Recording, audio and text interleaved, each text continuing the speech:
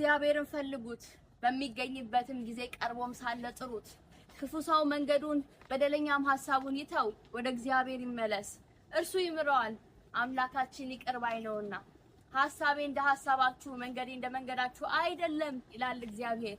ሰማይ ከምድር ከፍ እንደሚል እንዲሁ ሐሳቤ ከሐሳባችሁ መንገዴም ከመንገዳችሁ ከፍ ያለ ነው።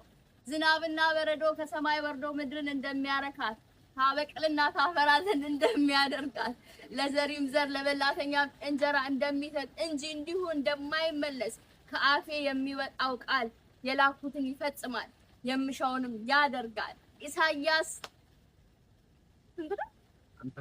55